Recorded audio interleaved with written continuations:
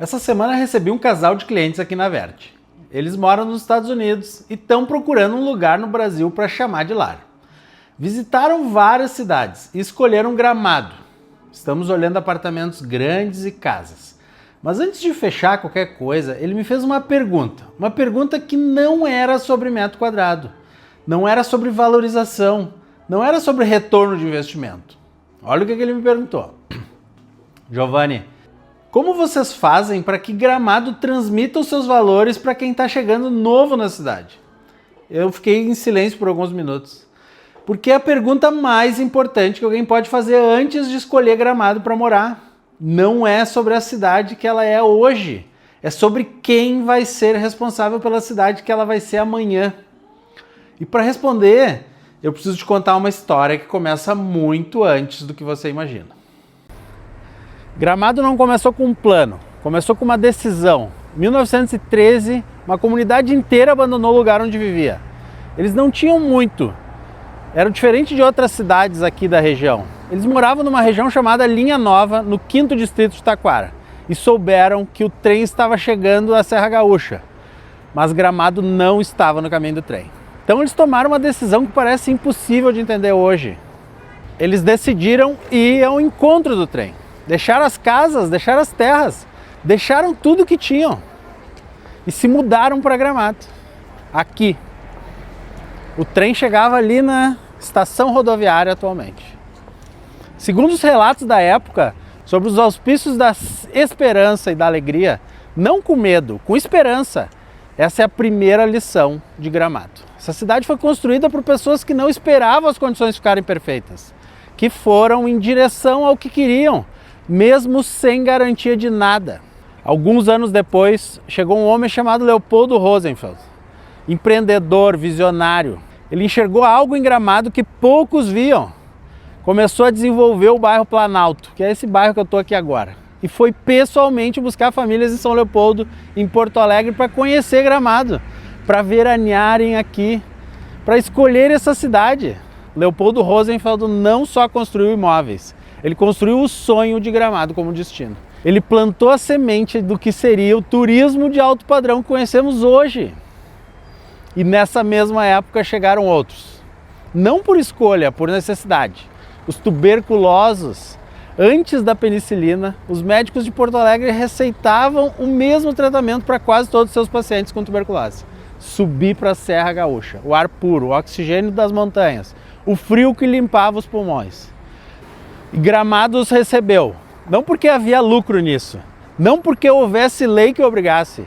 Romeu Hegel, que escreveu a história de Gramado, disse algo que eu nunca esqueci. A hospitalidade de Gramado com os doentes não tinha qualquer motivação econômica. Eram poucos. O sustento de todo mundo vinha de outros lugares. Eles foram generosos porque eram generosos. E algumas dessas famílias que vieram como tuberculosos, curaram, ficaram, construíram, tornaram-se gramadenses e passaram a cuidar da cidade que os acolheu. As décadas foram passando e os mesmos nomes continuavam aparecendo. Em 1967, quando os moradores fizeram uma vaquinha para construir o Cine Embaixador, eram as famílias de Gramado que contribuíram. Perini, Pessim, Volk, Bertolucci, Tissot, Bordim, Bezzi, Pascoal Cardoso. 1973, quando o prefeito Horst Volk e Paulo Gastal criaram o Festival de Cinema, eram as famílias de Gramado que apoiaram. Em 1986, quando Luciano Pessim voltou da Disney e criou o Natal Luz, eram as famílias de Gramado que construíram tudo junto. Quando a BR-116 cortou o acesso à serra e ameaçou isolar Gramado do Brasil, foram as famílias de Gramado que brigaram pela estrada, que foram a Brasília, que incomodaram, que não pararam até conseguir. E quando o crime organizado começou a ameaçar o que havia sido construído, foram essas mesmas famílias que criaram o Mocovi, contribuindo mensalmente do próprio bolso para manter as viaturas, reformar as delegacias, pagar as operações policiais, sem esperar que o governo resolvesse. Por quase 60 anos, essas famílias administraram o Cine Embaixador, o cinema mais famoso do Brasil, em assembleia, voluntariamente, sem remuneração. Quando a pandemia fechou as portas em 2020, Ricardo Pessim, que presidiu o conselho, entregou a gestão com mais de R$1 milhão em caixa. Esse é o legado de quem administrou com amor, com cuidado, não com obrigação, com amor. Então, quando o meu cliente dos Estados Unidos pergunta como vocês fazem para transmitir os valores de Gramado para quem chega novo, a resposta começa aqui. Esses valores não foram inventados, foram construídos em 1913 por pessoas que seguiram o trem com esperança, por Leopoldo Rosenfeld, que trouxe veranistas quando ninguém acreditava aqui na nossa região, pelos tuberculosos que foram acolhidos e ficaram, pelas famílias que por 100 anos cuidaram de tudo, da estrada, do cinema, do festival, do Natal, da segurança, tudo de graça. A pergunta verdadeira não é como transmitir esses valores. A pergunta verdadeira é como fazer com que quem chega hoje entenda o que custou para esses valores existirem. E essa pergunta do meu cliente faz todo sentido, porque ele veio dos Estados Unidos, viveu em cidades que perderam a identidade e não quer escolher um lugar para morar que vai mudar depois que ele chegar. Ele quer a Gramado que escolheu daqui a 10, 20, 30 anos. E existe um paradoxo cruel que afeta toda a cidade que se torna atraente mais. As pessoas chegam por causa da essência. E às vezes destroem a essência sem perceber. Não por maldade, por desconhecimento, por não saber o que custou para aquilo existir. Isso aconteceu em Barcelona, uma das cidades mais bonitas do mundo, que recebeu 32 milhões de turistas por ano. E onde os moradores saíram às ruas com cartazes dizendo turistas vão para casa. Não porque odeiam turistas, porque a cidade deixou de ser deles. O aluguel subiu além do que pode pagar. Os bares onde se encontravam viraram sorveterias para turistas. As ruas onde brincavam quando eram crianças viraram pontos de selfie. A Barcelona dos catalões virou um produto para consumo externo. Aconteceu em Florença, em Búzios, em Trancoso. E acontece em escala menor em cidades do Brasil inteiro que cresceram rápido demais, sem cuidar da essência. Gramado pode correr esse risco? Sim.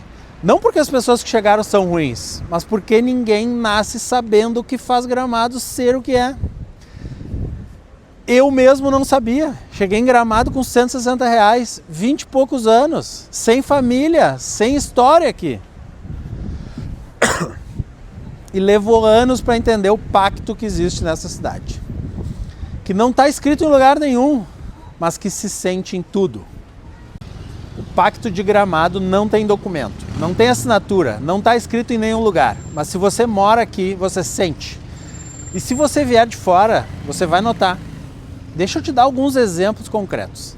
Em Gramado você cuida do jardim na frente da sua casa, não porque a lei manda, não porque o vizinho vai reclamar, porque todo mundo cuida. E quando todo mundo cuida, você se sente estranho se não cuidar. Em Gramado, você para na faixa de segurança não porque tem semáforo, não porque tem câmera te vigiando, porque tem uma pessoa querendo atravessar e você pensa, pode ser eu ali. Aqui a faixa de pedestre funciona porque as pessoas são cordiais, não porque tem medo de multa. Em Gramado você não anda rápido na Borges de Medeiros, não porque tem pardal, não porque tem policial, porque tem crianças na calçada, tem família caminhando, tem turista olhando para a vitrine.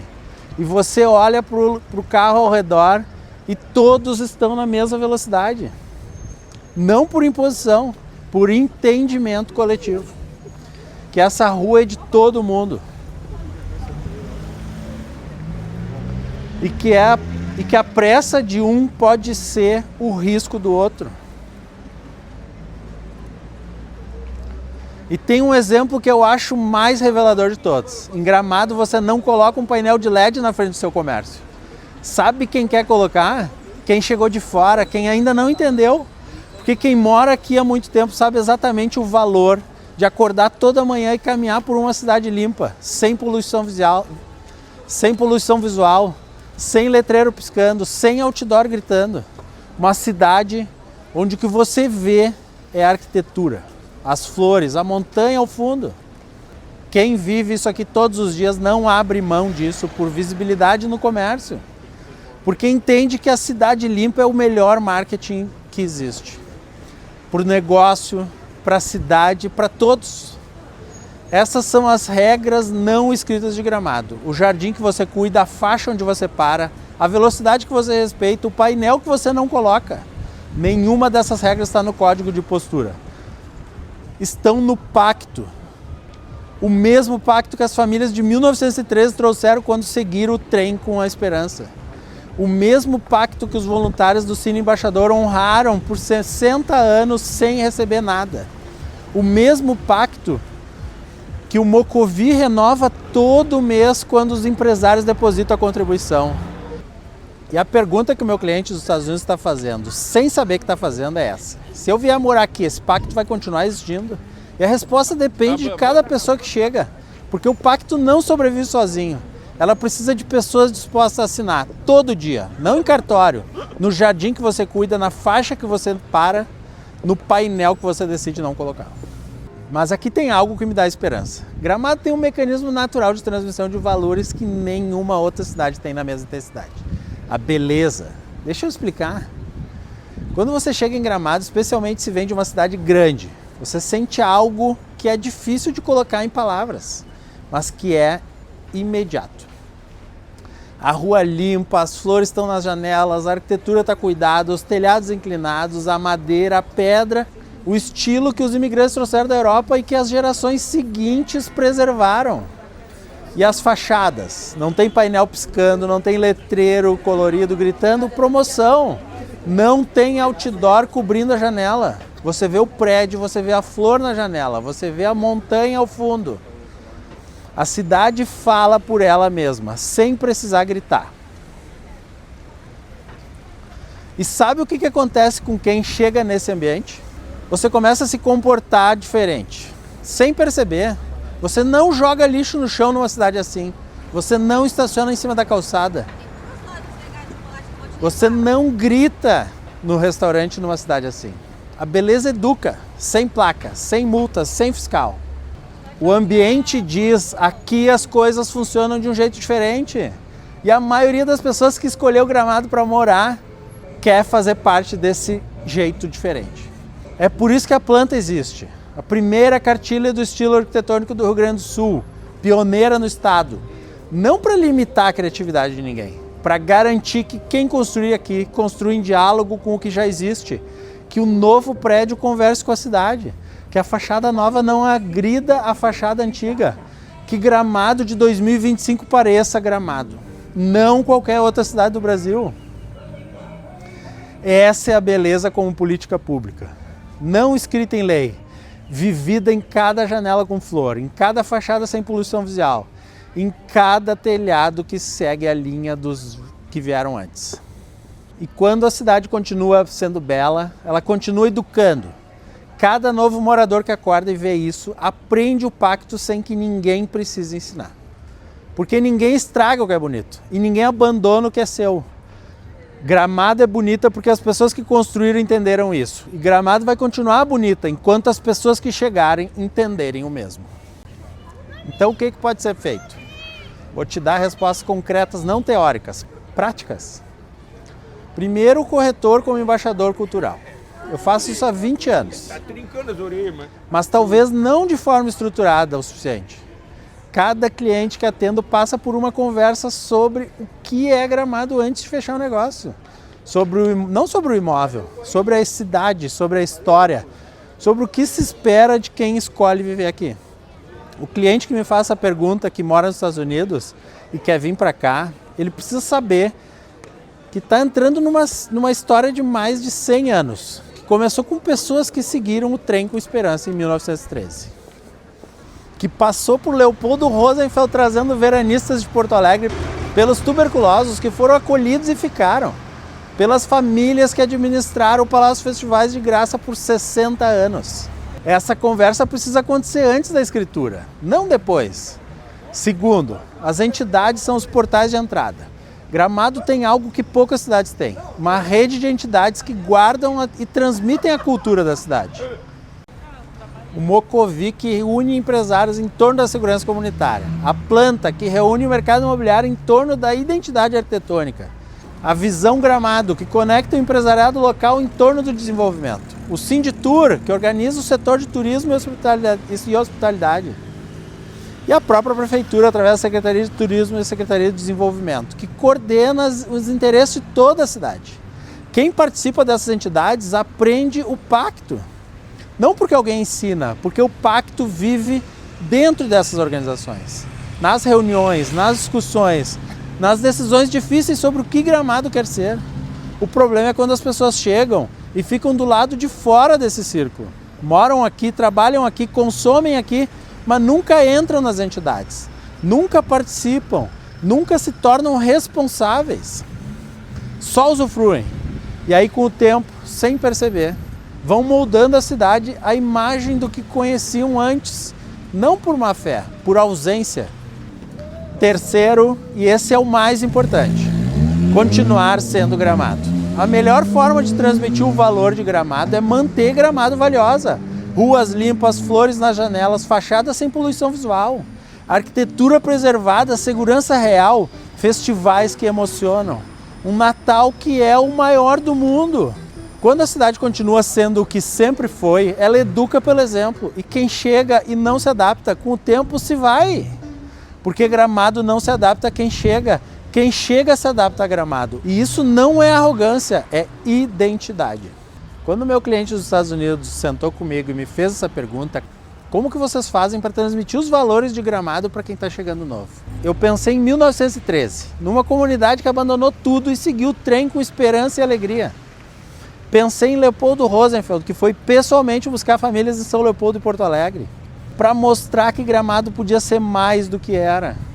Pensei nos tuberculosos que chegaram doentes e foram recebidos com generosidade, que não tinha motivação econômica nenhuma. Que ficaram, que curaram, que construíram. Pensei nas famílias que vieram depois e que por 100 anos cuidaram de tudo, da estrada que precisava passar por Gramado, do cinema que a cidade merecia, do festival que ninguém acreditava ser possível, do Natal que hoje é o maior do mundo, da segurança que o governo não garantia. Tudo isso, família Perini, Pessim, Volk, Bertolucci, Tissot, Bordim, Bezzi, construíram sem ser obrigados, sem receber nada, por amor. Gramado não foi construída por regulamentos, foi construída por pessoas que amavam tanto esse lugar, que deram tudo sem esperar nada. E essa é a resposta para o meu cliente. Não existe decreto que transmita isso. Não existe cartilha que substitua isso. O valor de Gramado se transmite pelo exemplo, pelo jardim que você cuida, pela faixa onde você para, pela velocidade que você respeita, pelo painel que você decide não colocar, pela entidade que você entra e participa, pela história que você aprende antes de assinar a escritura. Agora você que está me assistindo, talvez esteja pensando em vir para Gramado, talvez já more aqui, talvez tenha chegado recentemente, seja qual for o caso, Gramado não precisa de você para ser bonita, ela já é. Gramado precisa de você para continuar sendo. E existe uma diferença enorme entre essas duas coisas. A cidade que você vai morar não é o resultado do que o governo fez, é o resultado do que as pessoas que vieram antes de você decidiram fazer. De graça, por amor, por 100 anos. Agora é a sua vez. O que você vai deixar nessa história?